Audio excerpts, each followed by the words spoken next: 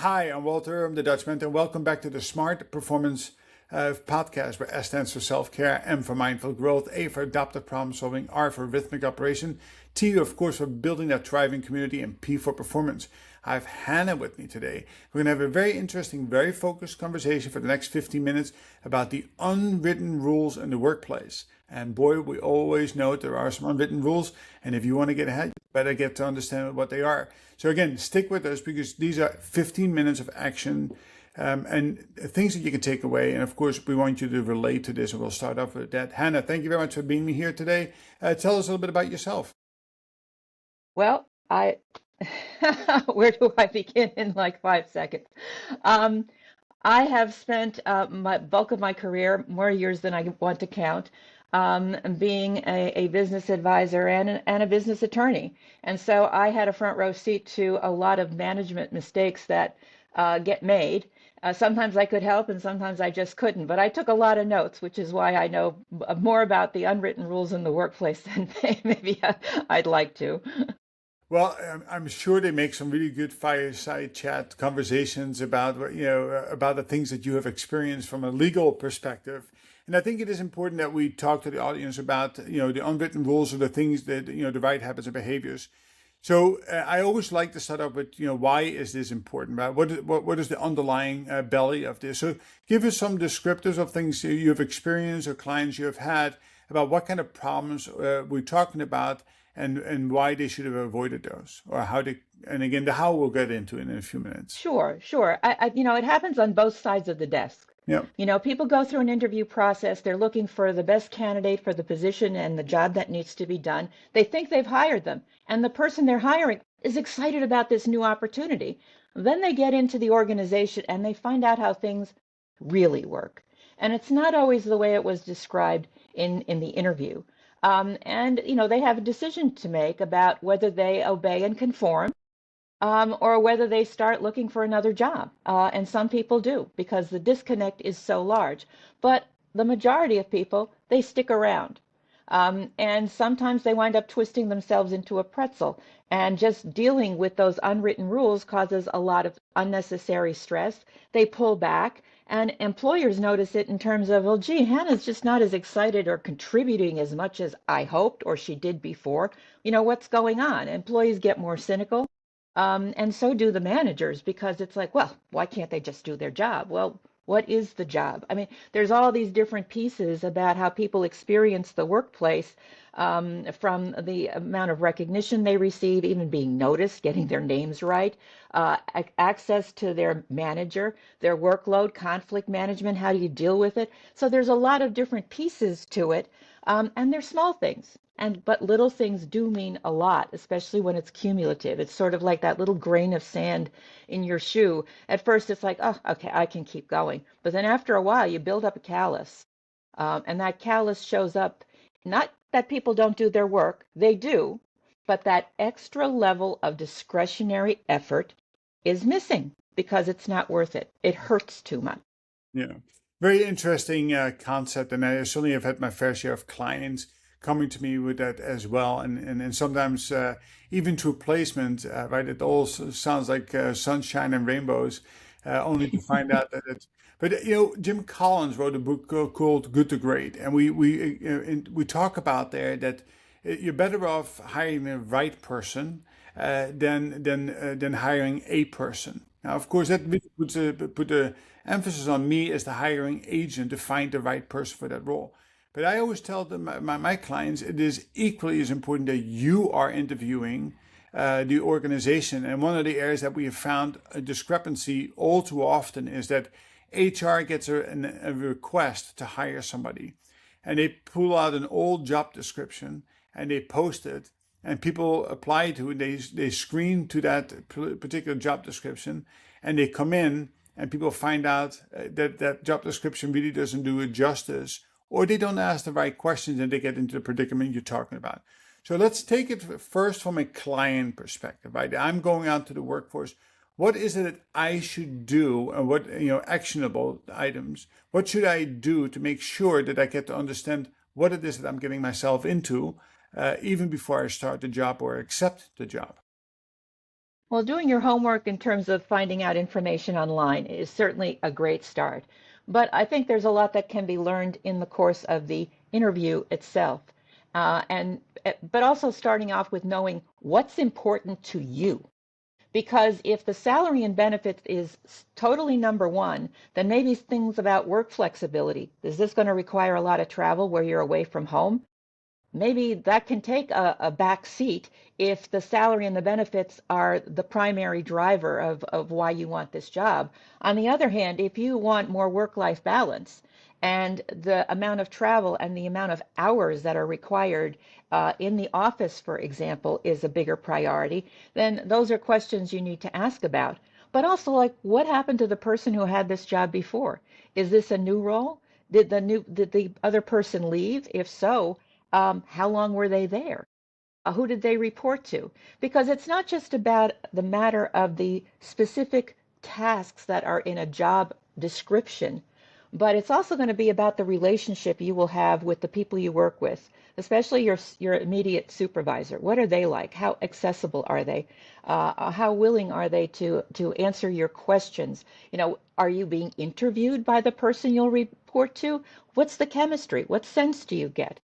Those things are extremely important because it's not just about the know-how and the skill set, but also the mindset of who you'll be working with as to what that relationship is going to be.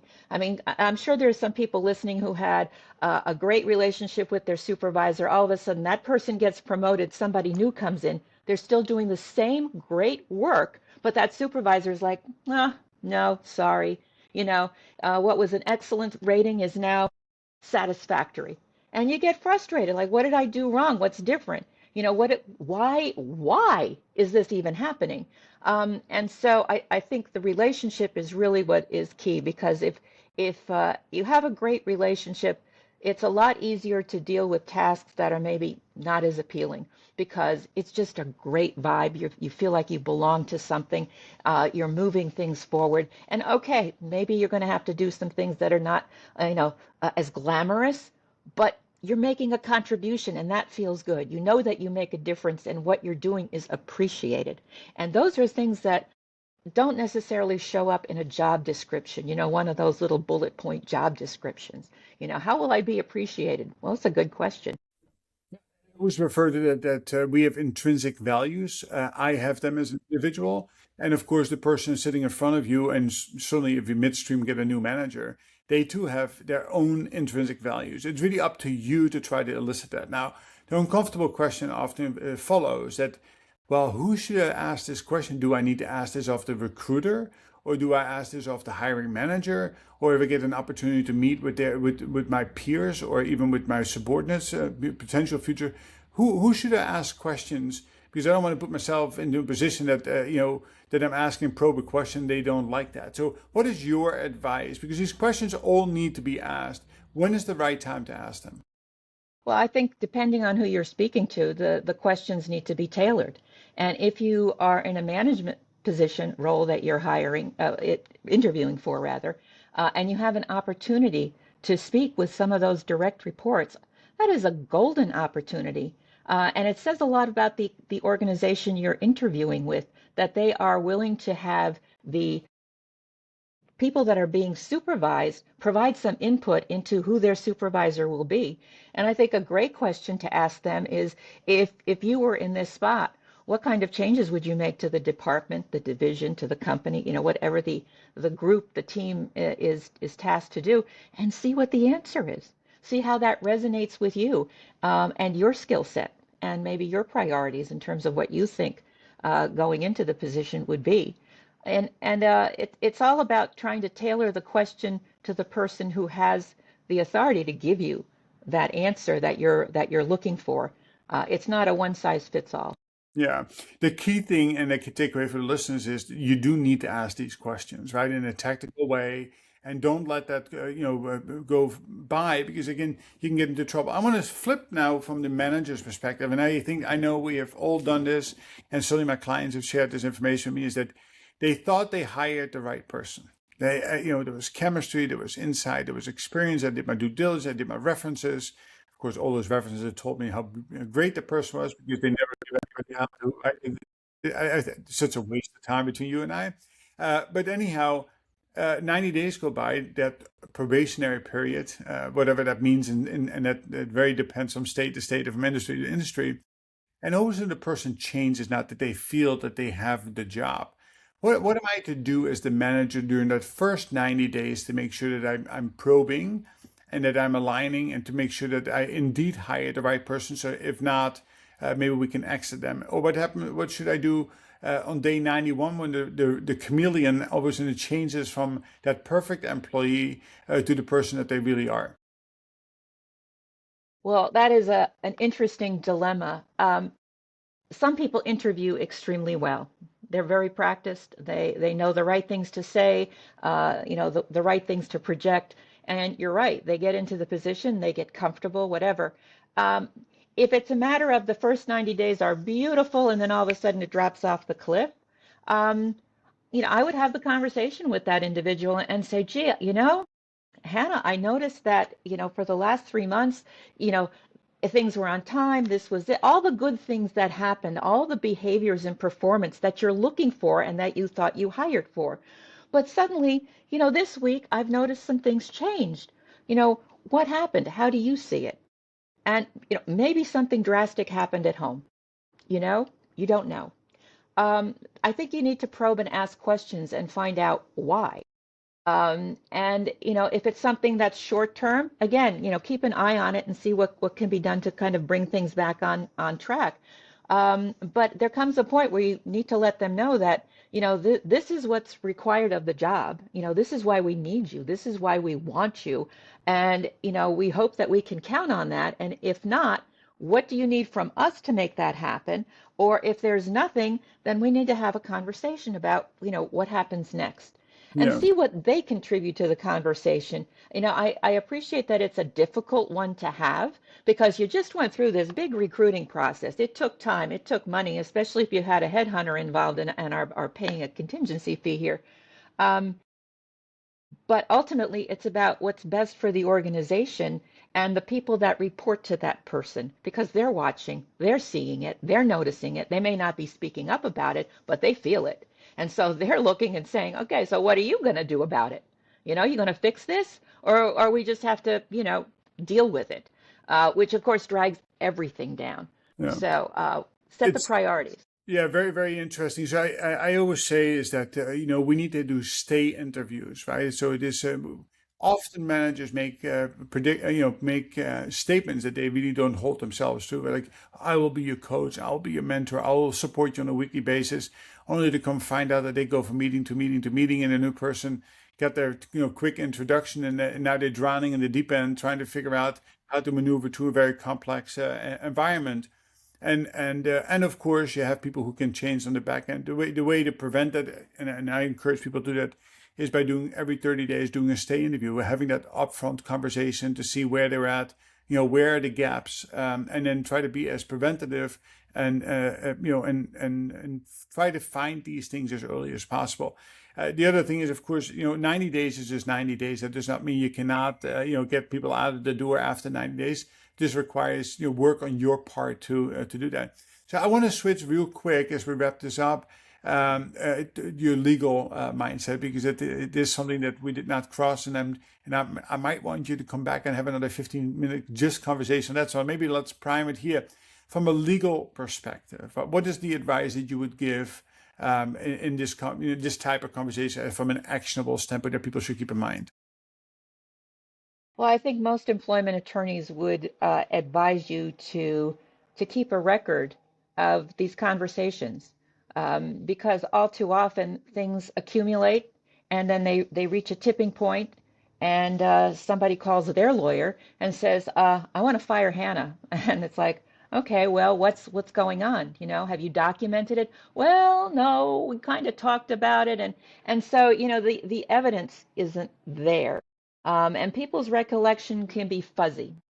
So it becomes one person's word against another, as opposed to, all right, I've recorded it. I have a memo. I have an email, and here's an email chain. Here was the response. Or, if you had the difficult conversation and maybe you didn't want to have it one-on-one, bring in HR. have somebody else there to witness it, so it's not just your word against somebody else's. And that's a two-way street, even for the employee. If they feel that they're not getting a fair shake, that somebody has already drawn a conclusion and is just trying to back the discussion to meet the conclusion they've drawn. And sometimes it's just easier to pull the plug for everybody instead of having a conflict that constantly is just a slow boil beneath the surface. I think people have to be honest with themselves. So I think that's where it goes. Each state has their own employment laws, and managers need to know what they are so they can follow them. Yeah, yeah. Communication with documentation. Hannah, thank you very much for really insightful comments and actionable takeaways today. Where can we find you? Well, I love to connect with your listeners on LinkedIn. I can be found there. And I have a website for my book, Seeking Fairness at Work, .com. So that would be another great place.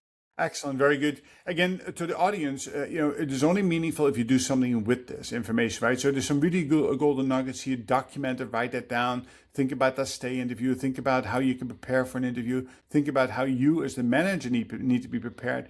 And I think that in fairness to everybody you're going to hire going forward, make sure you work with HR closely and look at that job description that they put out and make sure it really tells the truth, right?